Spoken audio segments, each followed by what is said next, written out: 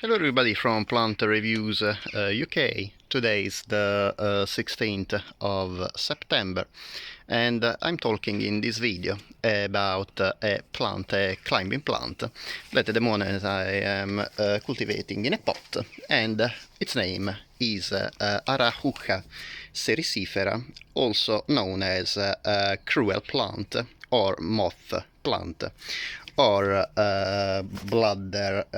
white bladder flower. The reason of this of the common name is because this plant, that is generally pollinated by bees and bumblebees, attracts also moths and butterflies. Unfortunately, the flowers have a structure that is segmented at the base.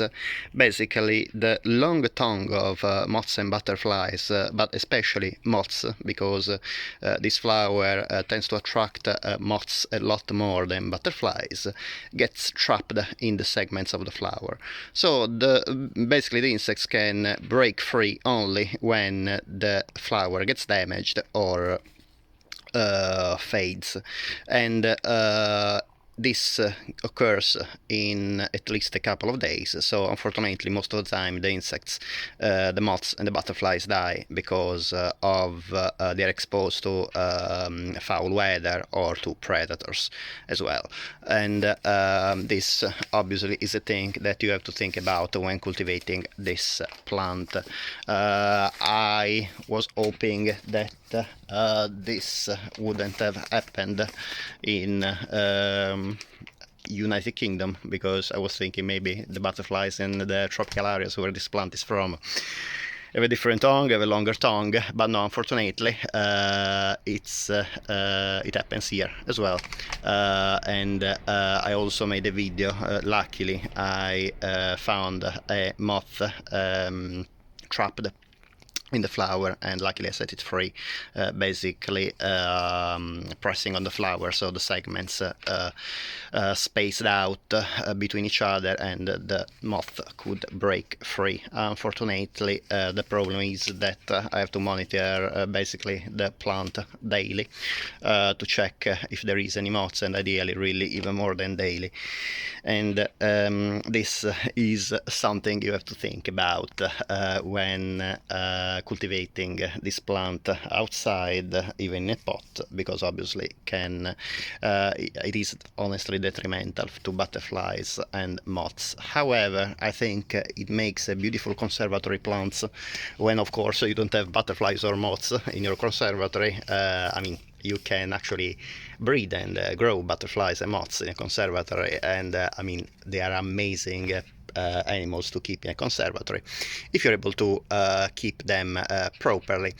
However, if like most of the people, you have just planted in a conservatory, I think this is actually a beautiful plant, quite unusual to grow in a conservatory, and anyway will not obviously affect the moth and butterfly population, because as long as there's no moths or butterflies entering the conservatory, will not kill any of these beautiful and very interesting insects. About this plant, the plant is native to South America, and is particularly common in Peru, Brazil and Argentina. It is also quite invasive in tropical areas. It is, as you can see, a dining plant, and it's perennial. I have it for a couple of years. The first year didn't grow much, but this year is really exploded. You can see it is growing branches basically everywhere. And the leaves themselves are actually very interesting. They are triangular in shape, and they are dark green on the upper surface and like grayish green on the lower surface.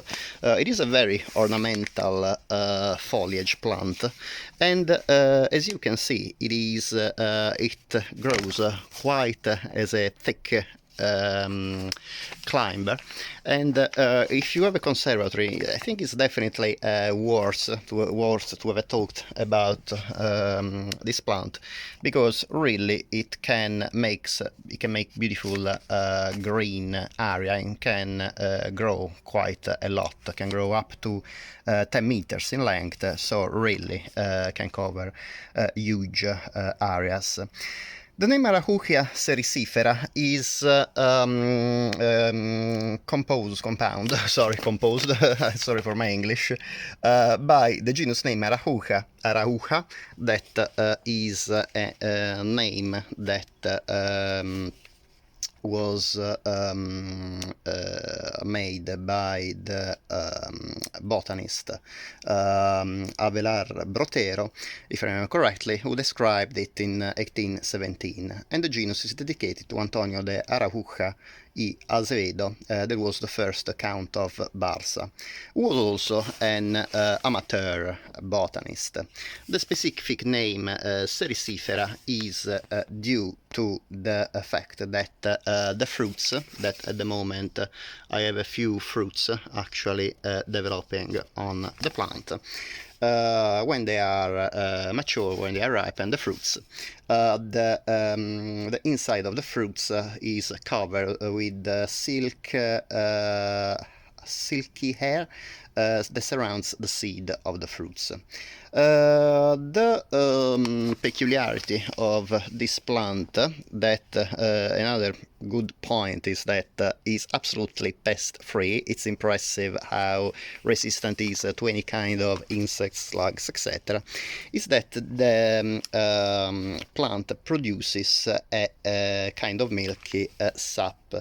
For example, you can see here some of this sap. Sometimes when insects or slugs try to bite it, basically they realize that there is this exudate, quite sticky, and it drops, for example, on this leaf. For example, I can show you if I just cut a leaf. I'll go for this one that is quite damaged already, and I take it out. You can see clearly the sap, this white sticky substance coming out from the stem, and this is quite, just touch it with a leaf so you can see actually how sticky it is.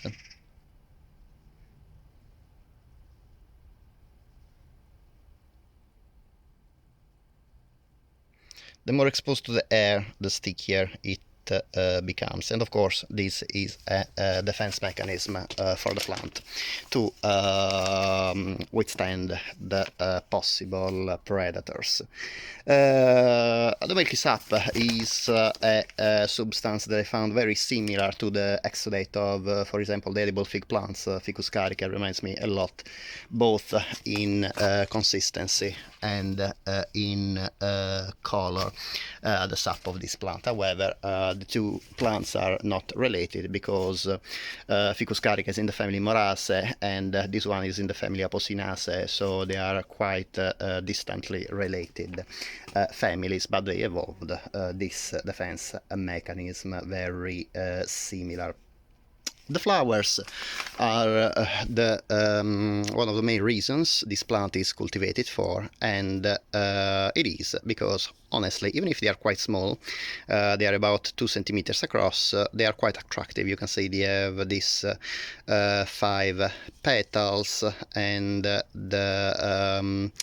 the calyx is quite big, it's a bit swollen, you can see, and then it becomes narrower and then opens up again, like a bit like a small trumpet.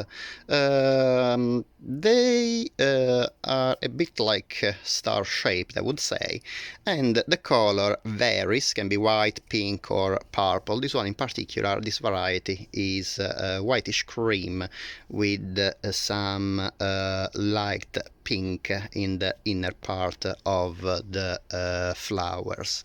When the flowers fade, of course, they become more and more yellowish.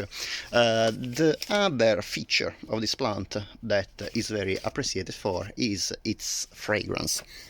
The fragrance is actually quite light but very pleasant. It's very fresh. I would say kind of resembles cut grass mixed with cucumber possibly, and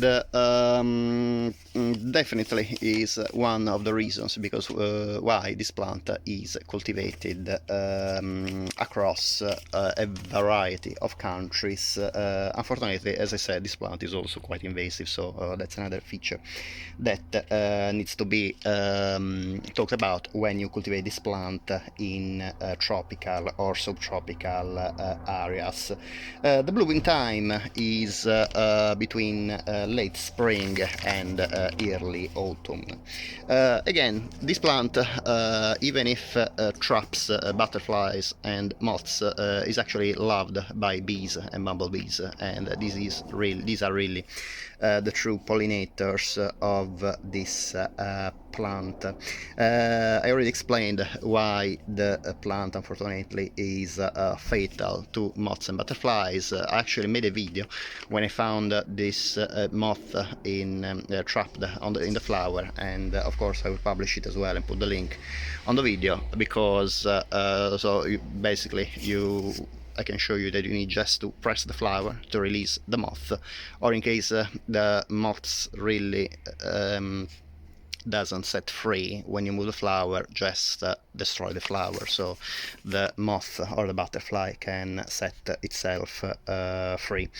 The plant, even if is not native to areas where the monarch butterfly is native, and as I said, the monarch butterfly is one of the butterfly that whose tongue can actually get trapped in this flower. It was found that the caterpillars actually can feed very well on this plant, and is a great plant actually for feeding monarch butterfly caterpillars.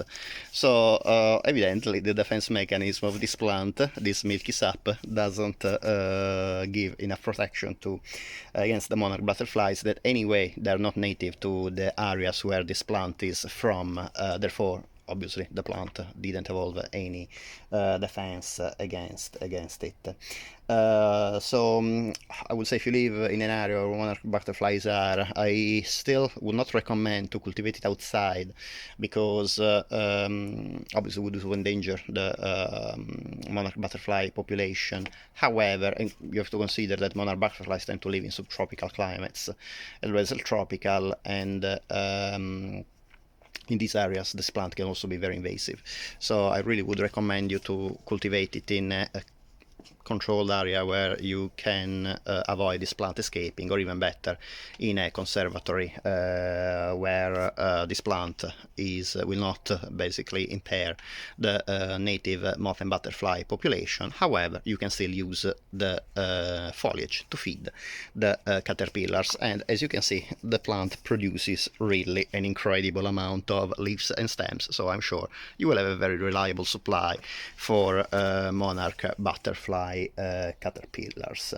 About the cultivation, really is one of the plants that I found easiest to cultivate. This obviously doesn't come as a surprise considering the invasiveness in many of the areas. It is basically a plant that really need pretty moist, well-drained soil. However, also it is adaptable to a variety of soil. Really doesn't mind if it's acidic or basic, as long as it is moist and well drained.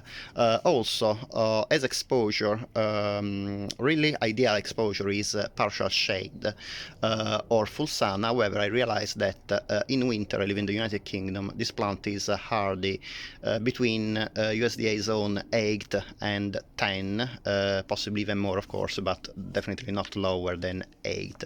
I found, however, that some sources state that this plant is frost sensitive. So last winter I kept it indoors in my kitchen that really is exposed to northeast, so really in winter doesn't get much light, and the plant was still able to survive without any problems. So I would say that even this plant, I think, would be able to grow also in light shade. Again, if you live in a zone up to 10, actually to 11, sorry, so USDA zones, 8 to 11, you can grow this plant outside. In 8, really, I would recommend only very mild areas or protected areas, because I live in the USDA zone 8, and here sometimes the winter can be quite cold with up to 7-8 days below 0, like we have minus 6, minus 7 degrees for very few days, once every 3-4 years, but still, obviously, this plant being reported as frost sensitive, I didn't want to risk to lose it, and I kept it in my kitchen. And again, it is quite warm, but not much light, and the plant survived very well. Of course, and I hope that you enjoyed the video. Again, my recommendations towards this plant is cultivate it in a conservatory. If you want to keep it aside, let me please monitor regularly if insects get trapped in the flowers, so you can set them free. Also, ideally in conservatories, the fact that this plant is fragrance is quite liked, but of course in a conservatory, being a closed environment, you can smell the flowers and the perfume all around the conservatory, really, because the plant becomes very big. It is true, the flower on its own doesn't smell much, but the plant produces really quite a few flowers for a very long period, so you will enjoy this very nice fragrance in a conservatory very easily. As usual, I hope that you enjoyed the video. If you like this video, it would be great if you can please give a thumbs up, and if you like this video and the other videos on my channel, of course, would be great if you can please subscribe. In this way you can support my YouTube channel, and I can make a lot more videos as well. Of course, I hope you find them interesting. As usual, thank you very much for watching, and I hope to see you next time. Bye.